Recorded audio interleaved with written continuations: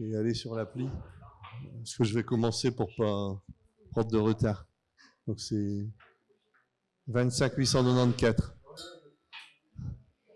Avec ça, si on va sur l'appli speakup.info, enfin sur le site web, donc c'est un système qui me permet de voir les éventuelles questions et puis vous pouvez voter pour faire monter les questions. Hop. Donc là, donc ceux qui veulent pourront y aller et je vais commencer. Je vais laisser les derniers s'installer. Donc, au départ, la conférence devait s'appeler Défense contre les forces du mal, mais ça existe déjà. Et d'ailleurs, j'ai été assez vexé de voir que Maugrey Foley avait déjà trouvé où se trouvait le mal avant moi. Et comme je suis un peu sportif, compétiteur, j'étais très vexé. Donc j'ai essayé de faire d'en parler. Hein. Donc vous voyez qu'il a déjà repéré que Google, Microsoft, Facebook, etc., c'est des gens qui sont dangereux. Et voilà, donc c'est très bien, on est deux. Donc en fait, ça c'est plutôt une boutade, enfin quoique non. Donc je me présente en bas. Mon travail à l'université tourne autour de la culture numérique en général. Et dans le monde du libre, ça fait à peu près, je ne sais plus les années, c'est plusieurs décennies en fait. J'ai commencé en 1986 à faire de l'inclusion informatique. Et on a fondé le Club Linux Nord-Pas-de-Calais et la FUL en 1998. Donc ça fait quand même beaucoup d'années qu'on travaille dans le domaine. Mais là, c'est pas spécialement pour le libre, c'est plutôt pour expliquer comment les outils qui ne sont pas libres fonctionnent. Donc voilà, mon nom c'est Jean-Yves Janas, j'ai une adresse, si vous voulez m'écrire, jj@mafac.be. C'est facile à retenir, Mafac c'est GAFAM à l'envers. Et donc voilà, et je travaille donc à l'université de Lille en recherche sur la culture numérique, les référentiels et les biais cognitifs, et puis sinon je fais partie de deux assos du libre qui sont un peu vieilles. Donc merci d'être venu. Les étudiants me demandent souvent, alors parmi les trucs qu'on fait à l'université, on forme à peu près 7000 étudiants par an. C'est l'objet de ma deuxième intervention, je crois que c'est 14h30, ce qui explique comment on fait pour expliquer qu'est-ce que c'est que les formats ouverts et les logiciels libres à 7000 étudiants par an, ce qui fait beaucoup de gens. Donc quand ils me demandent pourquoi je leur dis de ne pas utiliser ce que tout le monde utilise, je suis embêté, parce que tout le monde utilise Google et tout le monde utilise Microsoft. Donc j'ai essayé de leur répondre, j'ai essayé de trouver des astuces pour leur répondre. Et puis finalement, j'ai cherché un petit peu dans la littérature et j'ai trouvé l'histoire de Panurge que beaucoup de gens connaissent. Alors, beaucoup de gens connaissent l'expression « les moutons de Panurge », mais vous connaissez pas forcément la vraie histoire. Donc la vraie histoire, c'est Panurge qui est un ami de Pantagruel et qui jette les moutons. Enfin, il veut se venger d'un marchand avec qui il s'est disputé. Et il trouve une astuce pour se venger. Il jette un mouton et les autres suivent le premier mouton, même s'il meurt. Donc voilà, ils disparaissent. Et donc ça symbolise un petit peu la bêtise. Mais j'aime pas dire aux gens qu'ils sont bêtes. Donc je pouvais pas leur dire ça. Donc j'ai trouvé une autre explication dans le site expressio.fr qui est formidable. C'est se comporter comme des moutons de Panurge, c'est faire la même chose que les autres, suivre une mode, se conformer à une idée dominante. Et ce qui est important, c'est en éliminant tout sens critique. Et ça tombe bien parce que j'étais en train à ce moment-là d'écrire un bouquin avec une anthropologue qui avait écrit un super article sur l'esprit critique numérique. Donc en fait, tout se recoupe. Et ce qui est intéressant, c'est que on fait comme tout le monde en éliminant tout sens critique. Et ce qu'il faut retrouver, c'est l'esprit critique numérique. Voilà. Donc en préambule, je le dis parce que je me suis toujours fait engueuler parce que je faisais peur à tout le monde. Et j'embêtais tout le monde. Donc je dis d'abord que le numérique c'est fantastique. Faut toujours le rappeler. Sinon, je serais pas là. J'aurais pas de boulot parce que comme j'enseigne la culture numérique, ça n'existerait pas. Vous seriez pas là non plus. Donc ce serait encore moins cool. J'aurais pas pu avoir un bel implant dentaire parce que mon dentiste, il n'aurait pas pu le simuler parce que c'est tout simplement de l'informatique, hein, c'est donc aussi du numérique, hein, scanner 3D, impression, etc. Les voitures, elles n'auraient pas d'ABS, hein, parce que l'ABS, ça compte des tours d'une roue. Quand le nombre de tours s'arrête, ça enlève la pression des freins. Donc c'est du numérique, hein, il y a des nombres. Je rappelle que numérique, c'est nombre, et digital, c'est qu'il y a rapport avec les doigts, au cas où vous ne sauriez pas en français. Et donc, tout plein d'autres choses bien, en fait. Hein, ça fait plein de choses bien, speak-up, diaporama, etc. Alors, le problème, c'est que le numérique, il a deux faces, et tout le monde a été formé jusqu'en 2019-2020 à une seule face. Alors, pourquoi je dis 2019-2020? Parce que c'est la date de création du CAPES informatique au lycée, qui permet aux élèves qui vont donc aller au lycée après 2020 d'avoir quelques notions d'informatique. Et donc, il a deux faces. Alors, c'est pour ça que je vous ai illustré avec le dieu Janus, qui est ici dans cette représentation jeune d'un côté et vieux de l'autre. Alors, il représente souvent, Janus, par exemple, l'expérience pour les vieux et la beauté pour la jeunesse. Merde, je suis du côté des vieux. Mais ça peut être aussi une solution par rapport à une autre, etc. Le bien, le mal, etc. Enfin, voilà, vous mettez ce que vous voulez derrière. Donc, on fait un petit rappel technique. Il y a des choses que vous devez connaître, mais c'est toujours bien de les reconnaître. Puis à partir du troisième point, on attaque des trucs un peu plus liés au sujet, mais c'est toujours utile de rappeler les choses techniques. Donc historiquement, alors le calcul, ça date depuis longtemps. Mes étudiants cette année, ils ont trouvé une trace de calcul sur un os gravé qui a 21 000 ans. Enfin, ils l'ont pas trouvé eux-mêmes, hein, ils ont trouvé sur Internet, parce que tous les ans, je fais une histoire de l'informatique avec mes étudiants en culture numérique. Et par contre, le stockage des données, c'est beaucoup plus récent. Alors là, il y a Leibniz, pour ceux qui connaissent, qui avait fait un petit peu de théorie avant, mais le gars qui a vraiment bossé là-dessus, c'est George Boole, c'est pour ça qu'on parle de booléen, qui invente un système mathématique où on compte en base 2. Donc ça, c'est des maths pures. En 1930, il y a Claude Shannon, qui est un génie. Sans Shannon, on n'aurait pas de télé, pas de radio, enfin rien en fait, pas Internet. Et donc il se dit, bah tiens, avec un interrupteur fermé, on peut faire un 1, et un interrupteur ouvert, on peut faire un 0. Ça fait pas longtemps qu'on a un petit peu domestiqué l'électricité. Il y a encore des éclairages à gaz à Paris, etc. Et puis après, bah, c'est super facile. On réduit et on va plus vite. Donc en fait, quand Shannon il a fait ses expériences, il avait une table avec des interrupteurs. Quand j'ai appris l'électronique, on avait sur une plaquette comme ça des petits interrupteurs. Et puis maintenant, vous en avez des milliards sur un millimètre carré. Et en plus, la vitesse de calcul, elle augmente. Il y a même une loi qui a été faite par un patron d'Intel, qui s'appelle Moore, qui a défini la loi de Moore. Alors pour les théoriciens, la loi de Moore est fausse. Par contre, le principe de Moore est vrai, c'est que les machines calculent toujours de plus en plus vite et stockent toujours de plus en plus de données. Est-ce que je sors des blagues tout de suite? Non. Après. Allez, si. Parce qu'en fait, les gens qui sont experts en IA, vous allez voir, dans 2, 3, 4 ans, ils seront experts en quantique. Avant, ils étaient experts en métavers et avant, ils étaient experts en blockchain. Mais, allez, hop. C'est juste pour faire rire. Mais vous allez voir, c'est vrai. Le seul truc, c'est que je ne sais pas si c'est dans 3 ans ou 5 ou 8, mais sinon, ce sera comme ça. Donc, comment on représente des données? Avec des éléments 0,1. Ça, c'est 76, 0,1, 0,0, 1, 1, 0,0. Donc, c'est 8 interrupteurs. C'est super facile. Si on prend un tableau, qu'on met des lettres dedans, ça fait L. Ça vient de l'ASCII, pour ceux qui connaissent. Puis après, le reste, c'est long, mais c'est pas compliqué. Hein. Pour du son, c'est les séries de Fourier. Pour ceux qui ont fait un peu de maths, c'est pas dur. Hein. C'est une suite de coefficients de sinus et de cosinus puissance n. Bon, voilà, c'est du calcul, c'est long. C'est long et chiant. Je l'ai fait, moi, on n'avait pas de calculette. Quand j'ai appris à faire ça, on avait des trucs en carton avec les valeurs des sinus et des cosinus. Donc, il faudrait 3 jours pour faire une seconde de son, mais les ordinateurs, ils vont tellement vite qu'on s'en fiche, parce que l'ordinateur, il va vite tout le temps. Il calcule très très vite, donc il peut faire ce qu'il veut. Oui, alors il y a un truc pour vous tenir en haleine, en plus de mes bêtises, c'est vous allez réfléchir à combien de temps on met pour compter jusqu'à 1 milliard, un humain ou un ordinateur. Et puis je vous dirai la réponse après. Donc après les données, on les met sous forme de fichiers, et puis après les fichiers, on les met dans des dossiers. Voilà, c'est connu par tout le monde, mais c'est toujours bien de le préciser. Voilà, ce que je vous montre, c'est un fichier de présentation qui se trouve dans l'ordinateur. Et donc les fichiers, on les range dans des dossiers. Voilà, c'est un petit peu le principe. Alors, ce qui est intéressant, c'est, voilà, tout le monde connaît ça, mais par contre, ce qui arrive maintenant, c'est moins connu.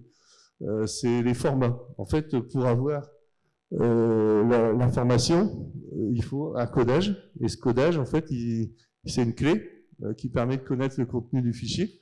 Et si vous n'avez pas la clé, vous ne pouvez pas récupérer ce qu'il y a dedans. Alors évidemment, il ne s'agit pas de le faire à la main.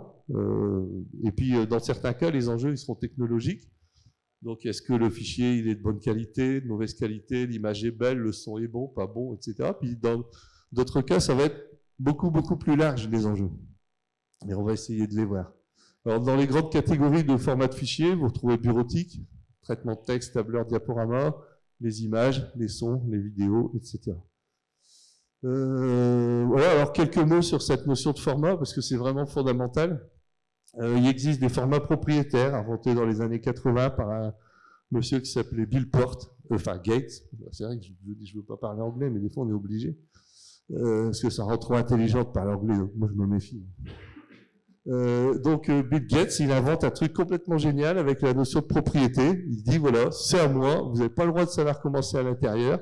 Je vous interdis juridiquement de le faire, hein, parce qu'aux États-Unis, avocat, ça rapporte. Hein. Et donc, et ça marche. Il dit voilà, moi je fais un truc, personne ne sait comment ça marche, et en plus, si vous osez regarder, je vous punis. Et donc, ceux qui connaissent le codage, qu'est-ce qu'ils font? Ils prennent votre pensée en otage. Hein, vous êtes un esclave de ces gens-là, et il faut parfois payer pour se relire. Hein, ça n'a jamais existé. Si vous allez au Louvre, vous regardez les stèles romaines et faut parler latin. Mais bon, si vous parlez latin, ça marche. Et donc c'est unique. Hein, ça n'avait jamais existé avant de privatiser la pensée des gens, surtout à leur insu. Alors pourquoi ça marche? Parce qu'en 1980, personne ne comprend rien à ce que c'est qu'un ordinateur. On est quelques centaines ou milliers dans le monde à voir à peu près ce que c'est. Les gens, ils n'en ont pas chez eux, ça n'existe pas, il n'y a pas de téléphone, rien du tout. Et donc c'est très facile de dire, voilà, ça va être comme ça, parce que ça concerne très peu de monde, au départ. Monsanto, vous voyez ce que c'est, hein, glyphosate, tout ça, c'est ceux qui trafiquent les graines pour qu'elles poussent plus, puis que les paysans, ils puissent plus les replanter, ils sont obligés d'en racheter une deuxième fois, enfin, à l'infini. Alors, il y a quand même des gens qui se sont réveillés, ils ont fait les formats ouverts, et donc, un format ouvert, c'est public, c'est un bien commun de l'humanité, donc il y en a un qui est, par exemple, le ODF, hein, le format qui est disponible dans LibreOffice. Donc, l'utilisateur est libre du choix du logiciel, bon, bien qu'à l'heure actuelle, ce soit essentiellement LibreOffice qui soit reconnu, mais enfin, on peut utiliser AbiWord, il fait du bon format et ça marche. Donc, toute la personne qui peut installer un logiciel, elle peut se relire gratuitement, elle peut modifier le document, hein, parce que des gens de Microsoft, au début, disaient « Ah, mais vous avez un lecteur gratuit ». Ben, on s'en fout, on veut modifier. Et donc, voilà, c'est super. Alors, qu'est-ce que je dis là? Voilà, oui. Alors, il faut savoir que depuis une quinzaine d'années, les formats ouverts sont recommandés par la direction interministérielle du numérique de l'État, mais que personne ne comprend ce qui est marqué. Donc, en fait, on a un super document, bleu, blanc, rouge, machin, truc, et puis ça change rien. Et donc, en plus, comme il n'y a que Windows qui fait de la pub, il n'y a que Microsoft Office qui fait de la pub, parfois, ils utilisent des méthodes de vente assez originales, comme par exemple la méthode des mafieux qui vendent de la drogue. Hein, ils donnent gratuitement les cachets au début, puis après, il faut les payer. Et donc, en fait, ils ont en plus utilisé des psychologues pour faire les mêmes méthodes d'addiction à leurs produits. Hein, donc, c'est en fait, en gros, des mafieux, des vendeurs de drogue. Hein, ça marche très bien avec l'éducation nationale française, par exemple. On donne plein de Microsoft aux enfants, et puis après, ils savent plus faire autrement. On a quand même sacrifié quelques générations qui ont maintenant entre 30 et 50 ans, hein, qui n'ont jamais rien vu d'autre, et on leur a dit que c'était bien. Alors il y avait un site qui essayait de se battre contre ça, et j'ai appris l'année dernière au ministère de la Culture, j'ai été invité à une réunion sur l'obsolescence numérique programmée, et je me suis retrouvé avec 2 sbires de Microsoft qui sont venus se foutre de moi dans l'escalier en partant, en disant « Ah, ça fait longtemps qu'on n'avait pas rencontré un mec comme vous ». Et donc en fait ils ont changé la loi européenne, donc on peut même plus porter plainte. Donc en fait le racketiciel.info on peut plus vraiment s'en servir. Alors comment ils ont fait pour changer la loi européenne? Je ne sais pas, je le laisse à votre imagination. Enfin c'est quand même fort. Donc alors il faut des données, il faut aussi des algorithmes. Alors l'algorithme, je reprends le truc ultra classique hein, qui est utilisé beaucoup dans le monde du livre, l'algorithme des crêpes. Alors que la recette, c'est l'algorithme. Ce qui, au passage, fait que si vous mettez des produits de merde à gauche, à droite, ça va pas être bon. Mais, alors que l'algorithme peut être absolument parfait. Mais ça, c'est une autre chose. Dans les algorithmes, c'est des instructions, donc c'est super facile. Hein, on liste des instructions. Dans un langage informatique, nous, on parle en ce qu'on appelle le langage naturel. Alors, c'est vrai que la frontière a tendance à diminuer depuis les algorithmes qui génèrent du texte, hein, qui semblent très humains, très humanoïdes, mais ça reste quand même différent, le langage informatique. Alors l'ordinateur, il fait ça, il prend les données, il fait ce qu'on lui a dit de faire, c'est tout très con, hein, l'ordinateur. Hein. Je vous invite à regarder le célèbre article de Gérard Berry, l'ordinateur est un con. C'est formidable, qui explique que ça fait rien du tout, ça ne pourra jamais être intelligent. Et puis, donc ici, ben voilà, la recette des crêpes, c'est un algorithme. Quelques mots encore. Donc voilà. Alors, ce qui est important de comprendre, c'est pas de savoir le faire. Moi, j'ai mangé en écrivant des algorithmes pendant à peu près 8 ans. Donc, ben voilà, ça peut donner un salaire, mais faut pas être c'est un travail, hein, il faut être compétent. Comme un autre. Par contre, ce qui est important de comprendre pour le grand public, c'est que l'algorithme, c'est un humain qui l'écrit. C'est des humains qui font des algorithmes. C'est jamais. Alors, il y a ce qu'on appelle l'autocode, l'autoprogrammation, etc. Mais en fait, au départ, il y a toujours un humain qui écrit quelque chose. Et souvent, c'est commandé par un humain. C'est pas un gars qui se dit ah tiens, je vais écrire un algorithme. Bah, il y a quelqu'un qui dit ah bah tu peux pas me faire le petit programme machin. Et en plus, ce qui se passe, c'est que les gens confondent les algorithmes et ceux qui les commanditent et les utilisent. Alors, j'ai trouvé quelques années plus tard, quand j'ai retravaillé mes études de psycho, que ça existait en psycho, c'est le syndrome du magicien d'Oz. En fait, je ne sais pas si vous connaissez Dorothy, le magicien d'Oz, c'est un truc connu, ça existait en livre, en film, en dessin animé. Et donc, en fait, le magicien d'Oz, en fait, c'est un gars tout rabougri, puis en fait, il se fait projeter sur un truc avec la lumière, il parle d'un coquillage pour avoir une grosse voix, et en fait, il n'est pas du tout magicien, hein, c'est un escroc, en fait. Hein. Et donc, en fait, on retrouve un petit peu ça avec, par exemple, l'IA, où on parle, mais depuis longtemps, on dit l'ordinateur, hein, au lieu de dire la personne qui a écrit l'algorithme, on dit l'ordinateur, ou le programme. Mais c'est faux, c'est un syndrome. Alors en plus, il y a des tas de gens qui ont fait des recherches, notamment Sophie Saka, sur la perte d'inhibition d'un humain face à une machine. C'est-à-dire que nous sommes capables de raconter à peu près tout à une machine, des choses qu'on ne rencontrait pas à notre médecin, notre mère, notre frère, notre sœur, on ne leur dirait pas, et là on le dit aux machines. Donc ça c'est par exemple dangereux dans le cas de l'utilisation de moteurs de recherche déloyaux. Qu'est-ce qui s'est passé? Par exemple, l'IA, ça date. Alors, c'est pas tout à fait vrai. En fait, si on veut être rigoureux, ça démarre en 1924. Mais bon, je n'ai pas trop de temps de passer là-dessus. En 95, quand j'ai fait mon mémoire sur la reconnaissance vocale, en fait, il fallait plusieurs minutes pour reconnaître bonjour. Alors, on savait le faire, hein, sans problème, sauf que c'était inutilisable. Et puis un jour, il y a eu des machines rapides. Et puis on a un peu amélioré les algorithmes. Et puis donc je peux vous donner la réponse à la question. Il faut 31 ans pour des humains qui ne mangent pas, qui ne boivent pas, qui ne vont pas à la toilette. Hein, ils comptent tout le temps à plusieurs. Et il faut un quart de seconde pour un ordinateur du supermarché. Donc on n'est pas du tout dans le même registre. Ça ne se compare pas. On ne devrait pas utiliser les mêmes mots. Donc maintenant on va rentrer dans le vif du sujet sur les biais cognitifs. Alors il faut savoir que l'industrie informatique a amené un nouveau paradigme industriel. Avant, il fallait des gens, des ressources. Hein, pour faire une bouteille, il faut du plastique, du métal ou du verre. Enfin, c'est selon. Voilà, ça fait de l'emploi. Pour un logiciel, la copie est identique à l'original. Les coûts de reproduction et de distribution sont nuls, ce qui fait 100% de bénéfices une fois que c'est amorti. Donc, c'est complètement différent d'avant. Et en plus, ça fait travailler personne. Hein. Dupliquer un logiciel, ça fait travailler personne. On glisse à la souris. Voilà. Donc forcément, pour les plus âgés d'entre nous qui se souviennent de Picsou, en fait, Picsou a réussi. Hein, voilà, il gagne 100%. Il n'est plus obligé de donner rien à personne. Il peut tout garder pour lui. Pauvre Donald. C'est marrant, je pense qu'il y a un autre mec qui s'appelle Donald en ce moment. Je l'ai pas fait souvent, mes meilleures blagues, je les fais pas exprès. Mes étudiants, quand je fais exprès, ils rigolent pas beaucoup, puis des fois je les vois, ils se marrent.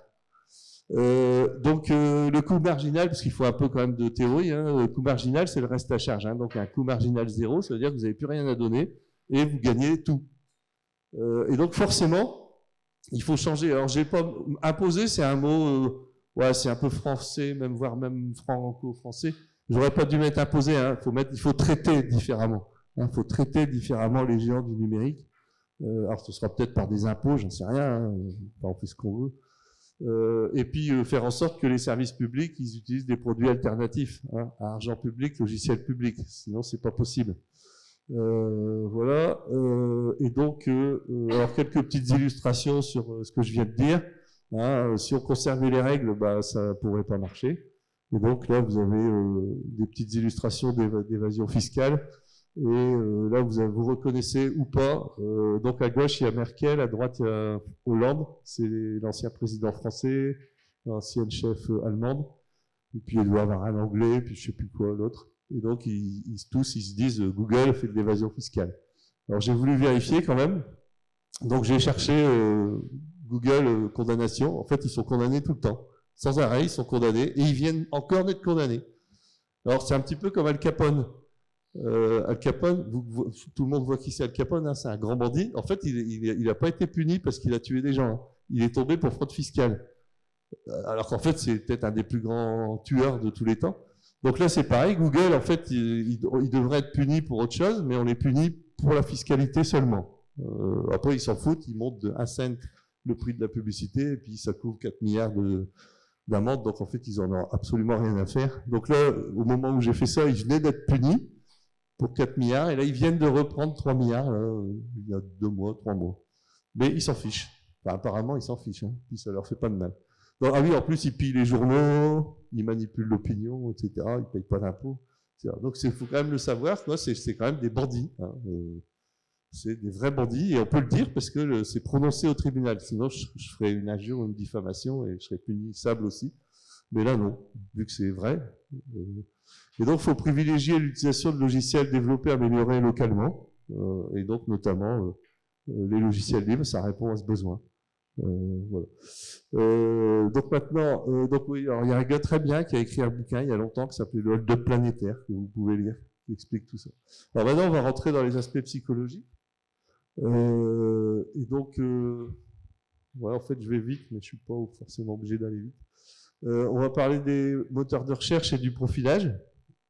Donc, pourquoi on utilise des moteurs de recherche? Moi, quand j'ai commencé, j'avais une liste sur papier des adresses IP avec le serveur. Après, je l'ai eu sur format informatique quand même. Mais on avait, pour ceux qui voient, adresse IP, c'est 4 nombres à 3 chiffres, entre 0 et 255, 4 octets, séparés par des points, et qui repèrent une machine dans le monde. Et donc, on avait une liste comme ça, et puis après, on a eu des annuaires thématiques, quand il y a eu commencé à avoir des sites web. Et donc, le premier connu, c'était Yahoo. Donc, en fait, on écrivait chez eux, on disait, voilà, mon site parle de biologie moléculaire. Donc, ils allaient dans les rubriques sciences de la vie, machin, chimie, tout. Et donc, on classait notre site dans un annuaire, comme les annuaires téléphoniques que aussi les plus vieux d'entre vous ont connus, ou que vous avez utilisé pour taper sur la tête des... Ah non, faut pas faire ça. C'est un film. Et donc, quand il y a eu trop de sites pour tenir dans un annuaire, on a inventé le moteur de recherche. C'est-à-dire qu'il y a des algorithmes qui vont fouiller sur le web et puis qui retrouvent les sites pour vous. Alors, ce qui se passe, c'est que pour vivre, ils ont dû trouver un modèle économique. Et donc, le modèle économique, c'est d'aspirer nos données personnelles, de stocker nos traces et de les analyser avec des algorithmes d'analyse. Alors, pour faire à la mode, j'ai rajouté hier. Avant, je disais juste qu'ils les analysaient. Mais comme ça fait dans le move. En fait, ils analysent juste depuis très longtemps ce qu'on fait avec des algorithmes normaux qui marchent super bien, qu'on peut appeler comme on veut. Moi, j'étais prof d'IA, mais ça s'appelait pas IA. J'étais prof de sciences cognitives. Mais c'est mieux de dire IA maintenant. Et donc, qu'est-ce que ça fait? Ça veut dire qu'ils savent tout sur nous. Ils savent tout sur nous individuellement. Alors, le plus difficile à comprendre, c'est le individuellement.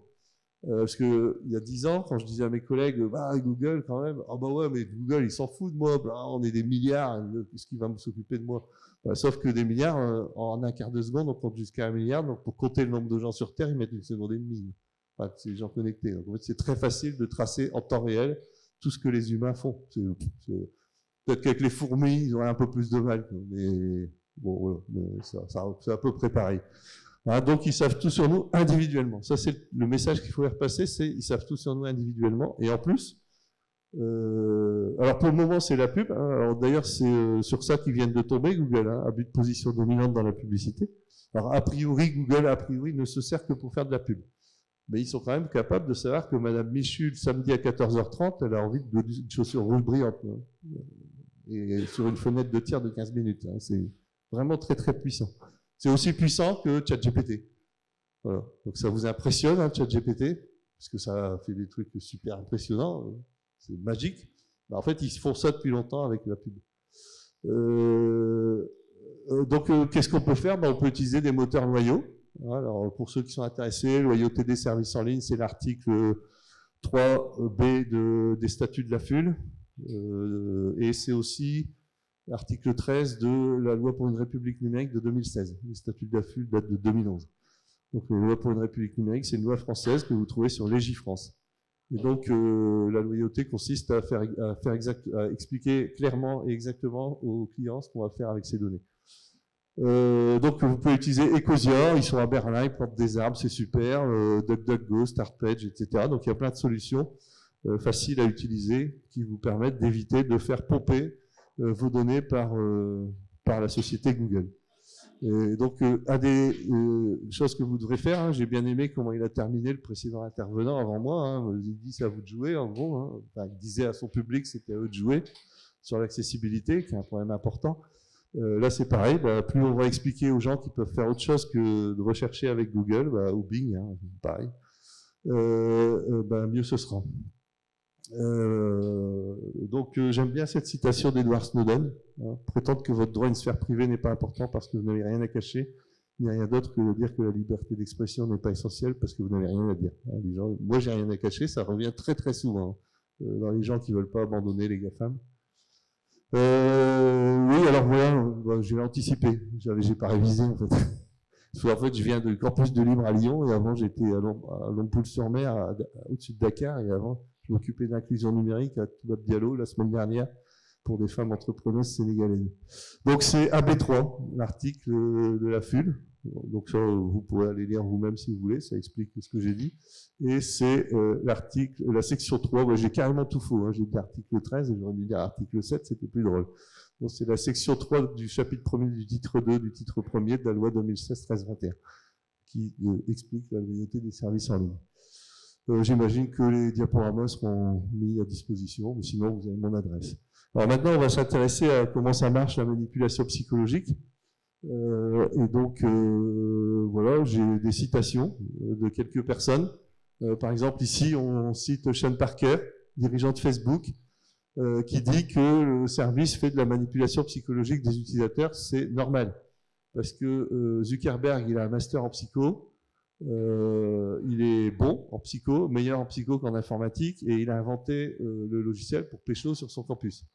Donc, il a écrit un truc où il voulait, sur son campus, faire se rencontrer les gens. Et donc, c'est juste normal qu'il veuille les manipuler. Alors, qu'est-ce qu'ils font, les réseaux? En fait, ils enregistrent ce que vous écrivez, ils tracent tout ce que vous faites quand vous vous connectez, ils tracent ce qu'on dit sur vous, etc. En permanence, tout le temps. C'est leur job. C'est tellement puissant. J'ai encore réussi à replacer intelligence artificielle. Je me demande si c'est pas un copain qui m'a dit il faut que tu mettes intelligence artificielle partout. Je fais la blague où il faut placer un mot incroyable que personne ne dit jamais. Là, c'est l'inverse. Il faut placer le mot que tout le monde dit. Et donc, ils en déduisent notre profil psychologique et surtout les messages les plus efficaces pour nous manipuler.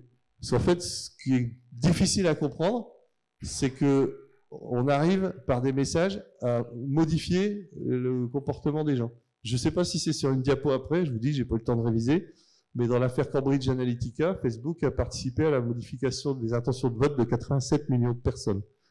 87 millions, à titre individuel. 87 millions de personnes. C'est plus que de Français et de Belges réunis, hein, votants. Donc, on peut même mettre les Suisses. Ils sont pas nombreux. Donc, c'est plus que tous ces gens-là. Quand on sait que dans le temps, les présidents de la République française, ils étaient élus à 3-4% d'écart, ça fait... Alors, j'allais dire, ça fait rêver. Non, c'est pas vraiment un rêve, hein, mais ça fait peur. Et donc, je vais vous donner quelques trucs pour comprendre comment on est manipulé. Et ça, c'est la partie marrante, en fait. Hein. Mais je commence par la partie plus dure pour arriver à la partie plus drôle. C'est logique. Donc, comment ça marche, tout ça? En fait, il y a eu de la recherche en psychologie. Il y a encore des gens qui disent que le cerveau, c'est un des derniers territoires inexplorés. La recherche en psychologie, c'est la recherche des années 2000. Hein, l'informatique, en fait, elle fait que évoluer. Hein, elle va plus vite, on stocke plus de données, on a des algos un peu meilleurs.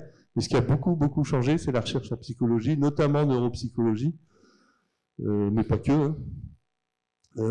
Et si on fait l'informatique alliée à la psycho, c'est super performant.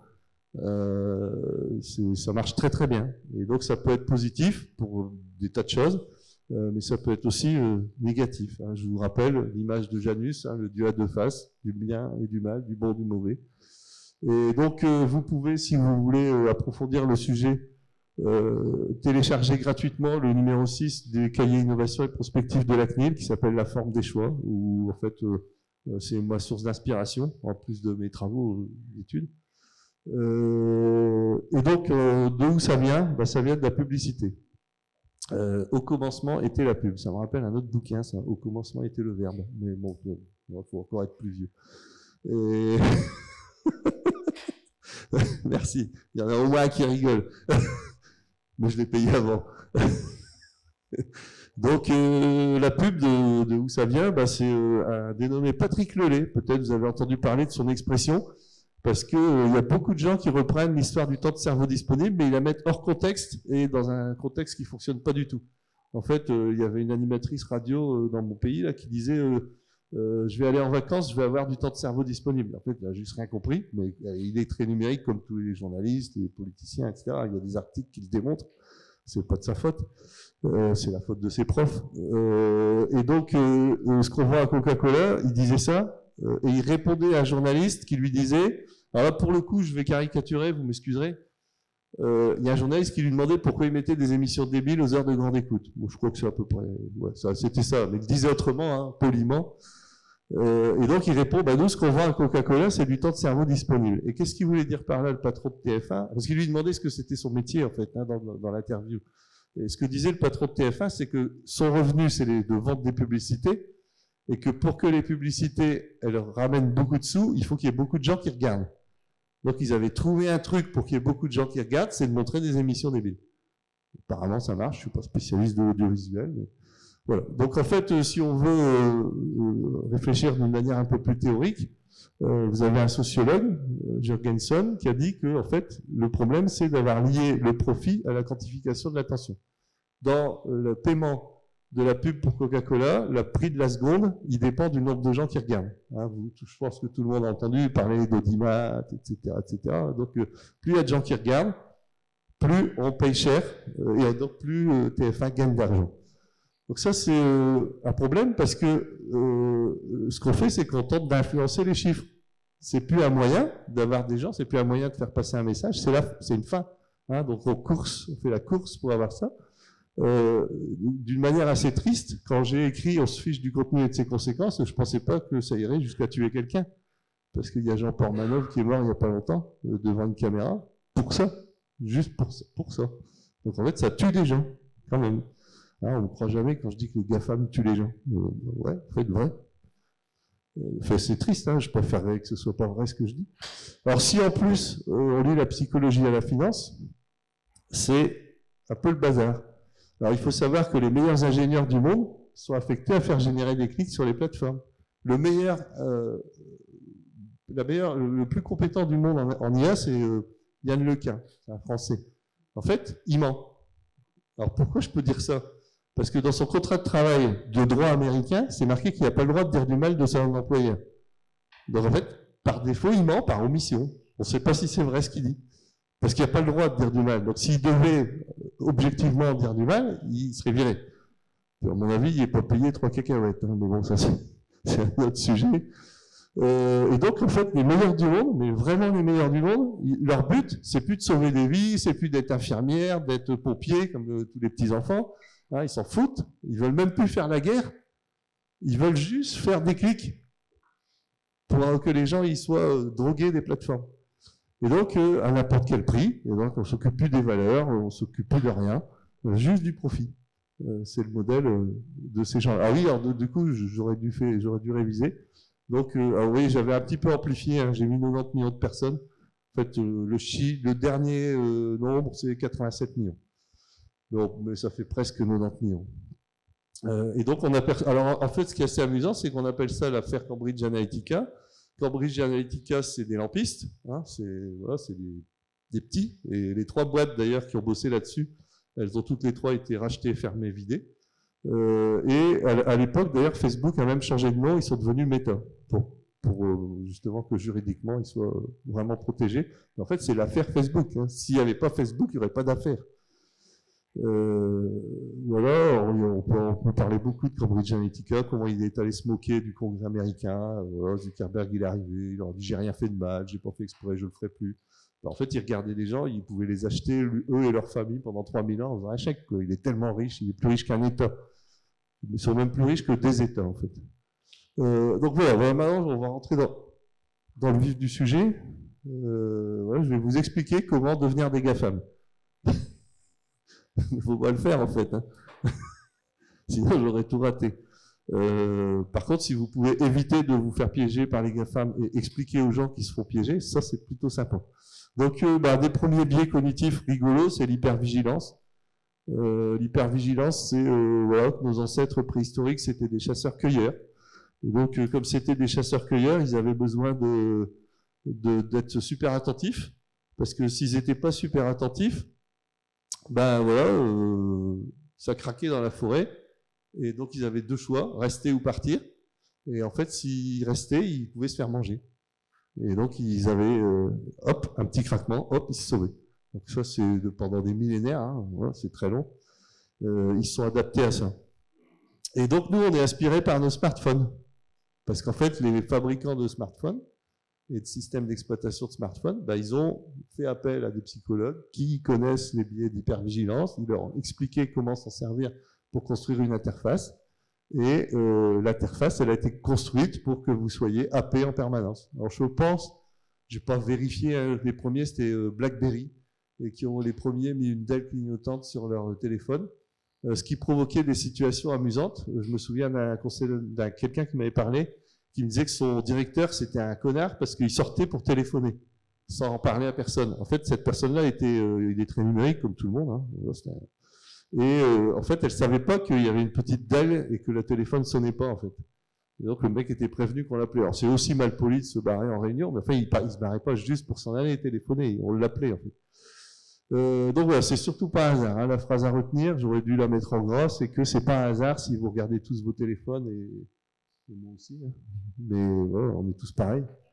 Et c'est fabriqué, c'est construit. C'est construit par des gens bons. Enfin, des gens compétents. Ouais, je l'ai presque pas fait exprès. Et donc, il y a un deuxième biais cognitif qui est sympa, c'est l'illusion de contrôle. En fait, si on nous dit qu'on peut, en fait, on s'est biaisé. Hein. Si je vous dis, vous pouvez tous vous barrer, en fait, vous dites, merde, il va avoir l'air con si je m'en vais maintenant. Ceux qui voulaient partir, ils se disent, oh non, je vais pas partir. Et donc, si on fait de la recherche là-dessus, on explique que c'est pas éclairé. Alors, qui c'est qui a inventé ça? Enfin, non, c'est pas inventé. Qui c'est qui a découvert ça? C'est une association caritative qui avait fait appel à des gens en psycho, des chercheurs, pour faire augmenter le consentement au don. Hein, parce que ces associations, elles vivent du don. Donc, ils ont cherché. Ils avaient pas mal. C'est une grosse asso qui avait de l'argent. Et donc, ils ont demandé à des chercheurs de se pencher sur le sujet. Et ils ont juste rajouté à la fin la phrase « Mais vous êtes libre d'accepter ou de refuser ». Quelque temps après avoir découvert ça, enfin, formalisé, parce que sur le principe, je le savais, j'ai vendu une voiture, j'ai gagné 500 balles. Parce qu'au dernier moment, le gars, il commençait à me... Alors je dis, écoutez, faites ce que vous voulez. Vous prenez ou prenez pas, c'est vous qui êtes libre. Et puis il m'a dit, bon d'accord. Bon, c'est peut-être une coïncidence, mais globalement, ça marche.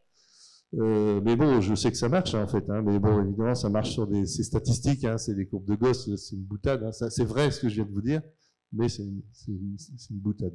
Et donc, évoquer la liberté, ça désarme le réflexe de méfiance. On se dit, bah voilà, je peux faire comme je veux. Donc ça doit pas être bien grave, hein, si on me laisse le faire. C'est que c'est pas important. Sinon, ils insisteraient pour que je le fasse pas. Un cas d'école super intéressant. On est en train de lire un article sur son smartphone, enfin, sur sa tablette, etc. Enfin, des périphériques de consultation. Et donc, il y a une fenêtre qui vient et qui vous demande des infos personnelles, notamment votre téléphone. Ouais, excusez-moi, j'ai un peu mal au dos. Donc, mais peut-être je vais me mettre plus haut. Et donc, il y a 6 biais cognitifs là qui rentrent en jeu simultanément pour capter votre attention et faire en sorte que vous donniez des informations que vous n'auriez pas données. Donc, il y a l'effet d'ancrage qui est mis en parallèle avec la version à la perte. Hein. Donc on clique, on a tellement l'habitude de cliquer sans rien lire, on va cliquer, et puis en même temps, on n'a pas envie de perdre ce qu'on a. Hein. On a envie de le garder, et donc on veut continuer à lire l'article.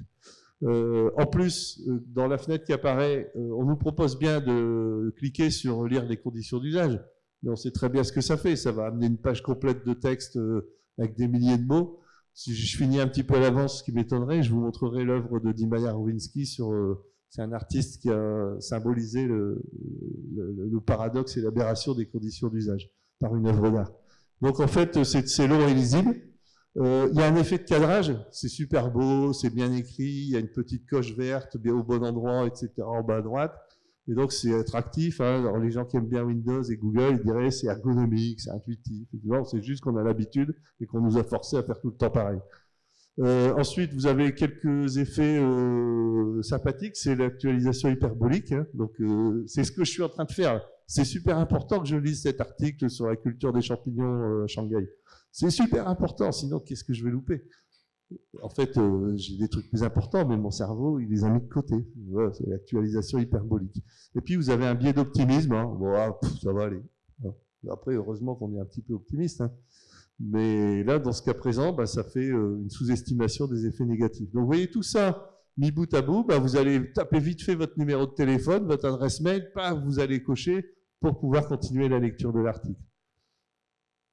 Donc ça, c'est vraiment sympa comme expérience. Alors, il y a une dame qui a théorisé ça, et puis il y a des gens qui travaillent sur le sujet, mais dans l'autre sens que moi. C'est-à-dire, parce qu'en fait, je vous ai pas dit, hein, Zuckerberg et moi, on est les deux seuls à avoir un double master d'informatique et de psycho. Sauf que il y en a un, il est devenu Dark Vador, et l'autre, il est du côté des pauvres, c'est moi.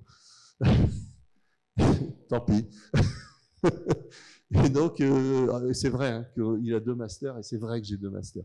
2 psycho et d'info fondamentale. Après, le reste, c'est imagé. Hein. J'ai rigolé parce qu'il y a vous avez vu en haut, il y a un masque de Dark Vador sur le stand des Arduino. Et donc, il y a des gens qui utilisent ça. Je ne sais plus si je la cite, donc je vais le dire pour ne pas l'oublier. C'est Cathy O'Neill qui a écrit Les mathématiques comme arme de destruction massive. Elle visait notamment les algorithmes statistiques d'IA. Hein. Parce que depuis quelques mois, au MIT, ils ont quand même montré que ça allait rendre les gens bêtes. Avec le jambon, c'est pas mal. Merci de vous relayer. Et donc, c'est risqué, c'est une arme. Hein, c'est une arme de contrôle de la population. Donc lui, par exemple, Nir Eyal, il a écrit en français « Comment les entreprises qui réussissent créent-elles des produits que les gens ne peuvent pas lâcher ?» Donc, ouais, merci. Voilà. Et donc ça, c'est ce qu'on appelle le capitalisme de surveillance qui est formalisé par Shoshana Zuboff et sa fabrique de la drogue virtuelle. Donc voilà, qu'est-ce qu'on fait? On fait de la répétition des cycles, on fait varier la récompense. Hein, quand on défile, c'est des nouveaux trucs. On joue sur les habitudes des utilisateurs. Hein, quand les gens disent que PowerPoint, c'est plus facile, non, c'est juste qu'ils ont tellement l'habitude qu'ils savent pas faire autre chose. Moi, si c'est l'inverse, hein, quand je fais toujours du LibreOffice, si on me donne PowerPoint, je vais être embêté, je vais me débrouiller parce que j'ai une certaine agilité numérique, mais ça va me casser les pieds. Et donc, l'entreprise qui fidélise, elle acquiert le monopole sur l'esprit des gens. Et notamment, ça a même donné lieu à un nouveau terme qui est le FOMO, que vous avez peut-être déjà entendu. C'est la peur de louper quelque chose qui fait que vous regardez sans arrêt votre téléphone tout le temps. Voilà, donc on peut utiliser des nudges aussi. Alors j'ai fait exprès de vous donner un nudge pas numérique, le passage piéton en relief. Je ne sais pas si vous en avez ici. Et ça c'est sympa parce qu'on arrive, on voit de loin un trompe-l'œil, donc on ralentit. Alors c'est particulièrement intéressant pour les motards parce qu'un motard en fait il peut tomber sans aller vite sur un dos d'âne. Et là en fait c'est plat. Donc on a ralenti. Mais l'effet est atteint. On a fait ralentir les personnes et elles n'abîment pas leurs amortisseurs. C'est les fabricants d'amortisseurs qui vont plus être contents, mais on peut pas satisfaire tout le monde. Et donc, qu'est-ce qu'il faut? En fait, il vous oblige normalement à lire les politiques de confidentialité, les conditions d'usage. Dit Maya Rowinsky, vous pouvez chercher, ça s'appelle I agree, j'accepte son œuvre. Et donc, vous les lisez pas. Et à la CNIL, on a calculé, ouais, je fais partie d'une commission qui s'appelle éducation numérique à la CNIL. Ça prendrait 25 jours de travail par an, tous les ans, pour lire les nouvelles conditions d'usage. 25 jours à temps plein, donc autant vous dire que c'est impossible. Si on voulait lire il faudrait voir que ça à faire. Alors qu'est-ce qui nous arrive en fait dans toute cette histoire? Alors ce qui nous arrive, c'est qu'on a été hypnotisé par des gens qu'on voit pas, on sait pas pourquoi, et on est comme des animaux de laboratoire. Donc ça, c'est un informaticien de Microsoft qui le dit. Comment ils ont fait ça? Entre autres, beaucoup avec la surcharge informationnelle. On a des infos tout le temps, et du coup, on va vite, on se dépêche pour pas louper quelque chose. C'est ce que je fais en ce moment, parce qu'on m'a dit qu'il me restait 8 minutes, et je voudrais quelques questions. Alors comment ils font?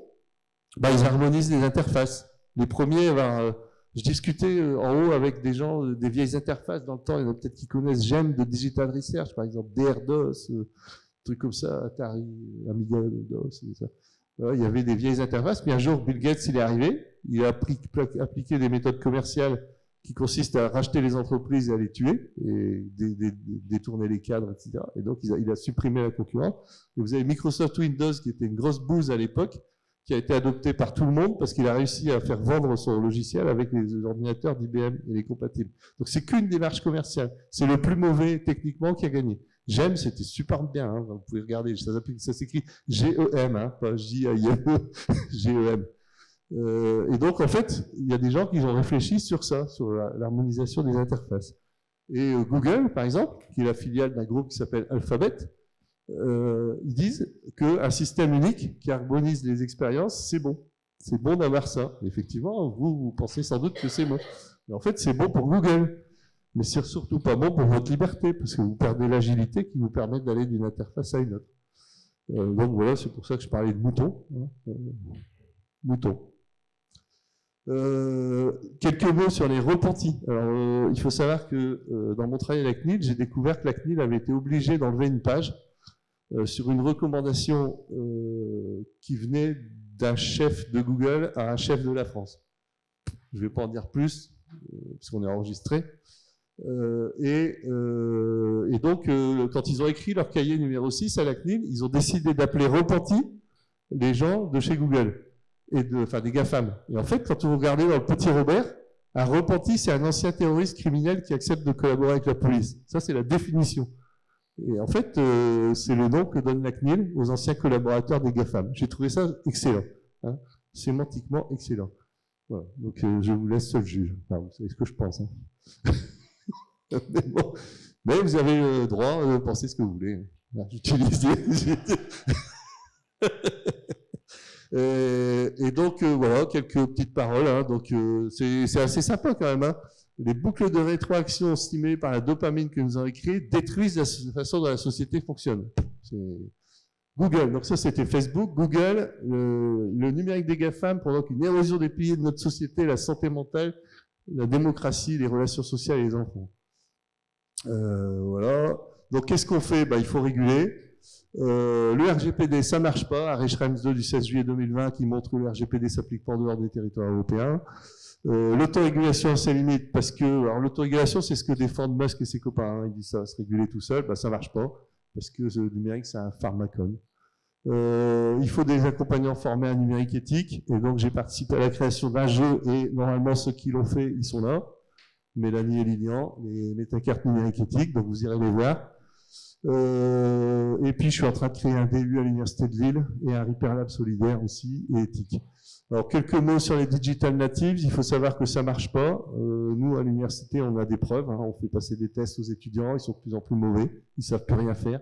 Il y a même un prof de Photoshop qui m'a dit, ils savent même plus retrouver le sujet de l'examen dans l'arborescence. Le sujet du TD. Donc, on a dû faire des rattrapages à des masters en informatique et communication, quand même. Hein. 20%. Donc, on travaille sur l'agilité numérique, qui est la capacité de changer de système facilement, d'évoluer, etc. Alors, il faut parler de développement durable, c'est important. La solution contre l'obsolescence logicielle programmée, c'est les logiciels libres. Voilà, donc il faut garder le matériel le plus longtemps possible. Ma phrase est plus bonne. Ça y est, le numérique a dépassé la consommation de l'aviation, hein, parce qu'il y a des gens qui font des appels à l'IA et qui regardent trop de vidéos. C'est raccourci, mais j'ai pas le temps. Voilà, ça c'est l'histoire que je vous ai racontée au ministère de la Culture, je l'ai déjà dit. Ça c'est un truc de dingue. Je me suis retrouvé devant un four une fois, j'aime bien cuisiner, je regarde le four, c'est un écran. Alors je dis, oh c'est bien ça. Puis à un moment je me dis, bah c'est un écran, du coup je vois plus mon poulet ou mes légumes. Et puis je regarde, j'ouvre la porte, et puis je dis, oh non, il y a une webcam dans le four. Non mais sérieux, il y a une webcam, et ça, j'ai commencé en 86, l'informatique, 85. Et là, je dis, voilà. Donc en fait, on est dans 84, hein, qui est la première bibliographie qu'on peut donner. Donc ça s'appelle comme ça, le bouquin, Shoshana Zuboff, si vous voulez lire, 800 pages sur l'âge du capitalisme de surveillance. On est en train d'être colonisé. Alors, mince, ça c'est important, il faut que je le laisse. Voilà, ici, avec la tête d'Indien. Ah, ça ne veut plus. Hop, hop, hop, hop, hop. Voilà. Hein, donc c'est important. Hein, on est colonisé. Dans le temps, je faisais mes conférences avec une réserve indienne. Et puis je mettais Europa Park, un truc comme ça. Et donc ici, est-ce qu'on va savoir conserver notre liberté numérique ou est-ce que c'est trop tard? Est-ce qu'on est déjà colonisé comme dans les réserves indiennes? Hein, par exemple, est-ce que vous savez que le PowerPoint c'est une marque? Moi, je projette un diaporama. Et ça n'a surtout pas été fait avec la marque PowerPoint. Hein. Je fais du traitement de texte. Moi, je fais du tableur. Voilà. Oui, les psycholinguistes ont démontré depuis belle lurette que le langage influence les modes de pensée. C'est pour ça que je dis que je parle pas anglais, parce que ça rend vraiment intelligent. Ça, c'est une blague, en fait. Je précise. Donc voilà, alors vous avez peut-être entendu parler des travailleurs du clic qui alimentent les IA, c'est triste aussi. Vous pouvez y réfléchir. Qu'est-ce qu'on peut faire? Il faut mettre en place des formations numériques, il faut parler d'agilité, il faut consolider la formation aux élèves, parce qu'on a formé des profs, mais on les paye pas. Qu'est-ce qu'on peut faire? On peut utiliser des services en ligne loyaux. Alors vous allez partout ici, vous allez voir Framasoft, vous allez voir les châteaux. Vous pouvez apprendre à héberger vous-même. Moi j'utilise Domaine Public, c'est un service associatif belge où il y a des salariés, donc c'est bien. Nous à la FUL, on voulait faire un label service en ligne loyal, mais on n'est plus beaucoup. On a quand même 2 présidents qui sont morts coup sur coup, donc c'est un peu vache. Voilà, on utilise des formats ouverts, on forme à l'agilité numérique, à utiliser des systèmes libres. J'espère prêcher des convaincus. Changer de moteur de recherche, faire du courriel loyal, utiliser des réseaux loyaux. Tout ça, normalement, vous devez connaître, sinon, vous découvrez. Merci de votre attention. Et une petite citation d'un mec un peu connu qui s'appelle Johann Wolfgang von Goethe. Nul n'est plus esclave que celui qui se croit libre sans l'être. Nul n'est plus esclave que celui qui se croit libre sans l'être. J'ai dit merci.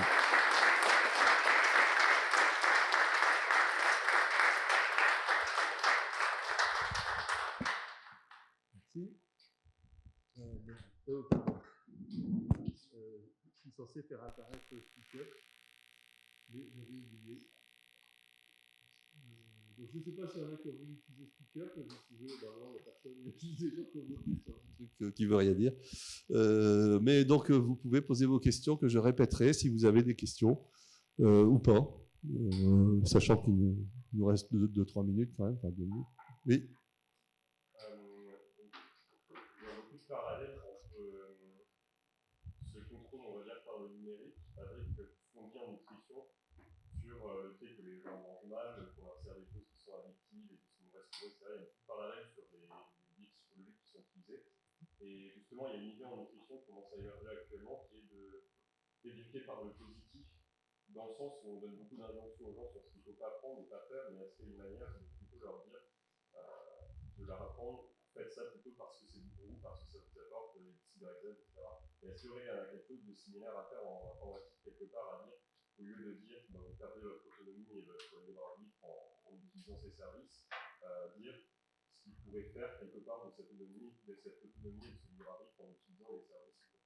Donc d'accord, la question c'est est-ce qu'on peut donner plutôt des injonctions positives que négatives, comme ce serait apparemment le cas pour les aliments. Alors je me sers souvent des aliments, c'est ça hein, la question, on peut donner des injonctions positives plutôt que négatives.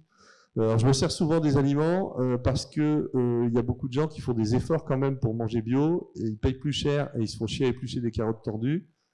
Et en fait, ils veulent même pas faire l'effort d'abandonner Gmail et de plus utiliser Google. Alors on se dit, bah merde, c'est quand même, moi ça me coûte moins de pas utiliser Google que d'éplucher des carottes tordues. Donc je comprends pas en fait l'effort. Ça fait plusieurs décennies qu'on se dit qu'on va faire des logiciels mieux, plus beaux, qui marchent bien, qui marchent mieux, etc. Le problème c'est que je vous ai pas parlé du dernier rapport qui s'appelle Enfants à l'écran à la recherche du temps perdu, qui a été commandé par votre président de la République l'année dernière et qui a été remis en avril ou en mai 2024, juste avant la dissolution de l'Assemblée. Du coup, il est tombé à plat. Mais dans ce rapport, qui fait 142 pages, enfin 140 pages, il y a un addictologue. Alors j'ai eu la chance par ma mission à la CNIL d'assister à la deuxième présentation du rapport. Il y a un addictologue qui dit qu'on n'en est plus à former au numérique, mais à désintoxiquer du numérique. Donc en fait, les injonctions positives, c'est bien quand on est sur un champ à peu près équilibré. C'est sûr que c'est bien, c'est sûr que c'est une bonne idée de dire que c'est pratique. C'est pour ça que en fait, c'est un peu ma diapo 1, là, hein. Le numérique, c'est fantastique, c'est super, etc. Donc oui, ce serait une bonne idée. Faut des ressources, des gens pour le faire. Faut essayer de l'amener mieux. Là, ici, c'est une conférence sur les biais cognitifs. Bon, voilà, donc j'explique. Après, quand on dit aux gens d'utiliser autre chose que Google ou autre chose que les suites Microsoft, etc., bah, on essaye d'être positif avec eux. Donc c'est une bonne remarque, ouais, faut le faire. D'autres questions?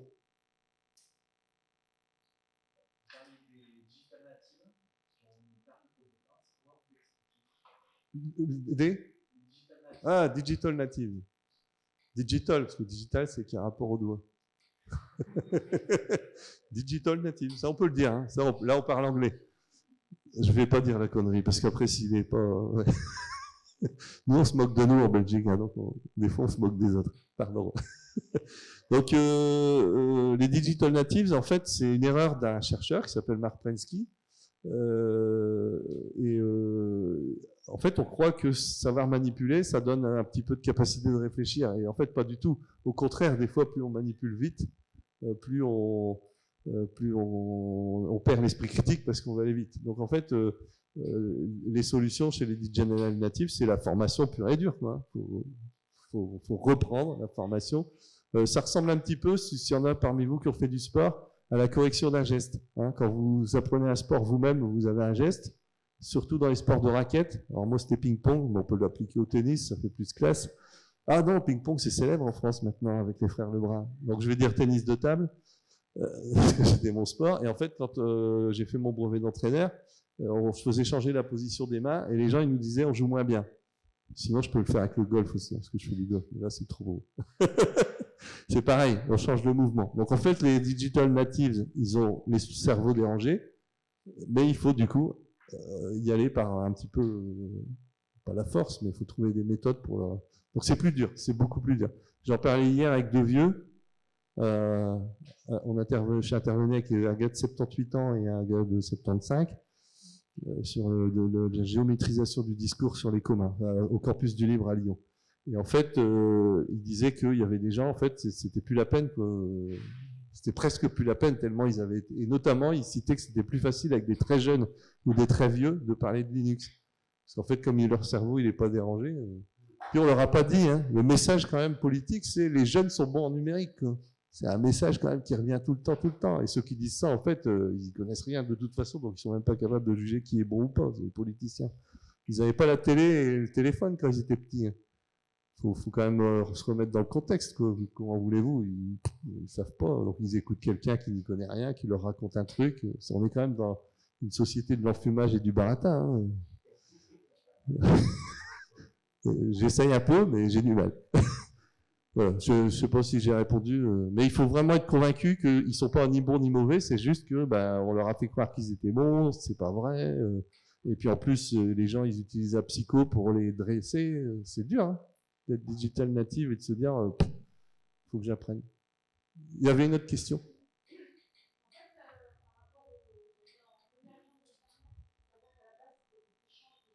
Ouais, alors,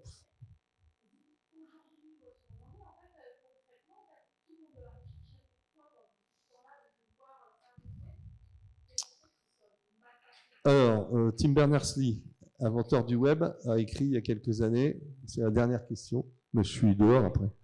Tim Berners-Lee, il a dit qu'il regrettait son invention et il est en train de monter un projet qui s'appelle Solid pour que les informations personnelles soient gardées et pas diffusées. Donc en fait, il y a des chercheurs comme lui qui ont réagi. Le problème, c'est que quand vous voyez qu'il y a un amphi Bettencourt, qu'il y a des cours Google, etc., dans des pays comme la France, c'est mort, quoi. C'est financé par les gens riches, et puis encore, je vous parle pas de l'empire du mec qui commence par un B et qui finit par un E, quoi. Donc en fait, on est rien, quoi. Encore en Belgique, un prof, c'est encore quelqu'un d'à peu près bien. En France, c'est un fainéant qui est en vacances tout le temps. Donc, bah non, mais la recherche, elle n'y peut rien, elle cherche, quoi. Puis elle dit des trucs, et puis en fait, ça n'empêche que les gens, ils consomment, ils vont sur Internet, il y a des pubs, donc c'est plutôt, moi je dis qu'il faut former le citoyen. Hein. J'ai participé à l'écriture d'un référentiel européen, ça s'appelle compétences numériques européennes pour le citoyen, donc pour amener la citoyenneté. Mais il faut la faire dès le début, mais les enseignants ne sont pas formés. Donc c'est vraiment, c'est les gens du livre qui essayent de sauver un peu les meubles, mais ils ont contre eux. Quand j'étais à la FNOR, on était 2 bénévoles, et en face il y avait 3 mecs payés 3 fois notre salaire à temps plein par Microsoft. Bah, voilà quoi.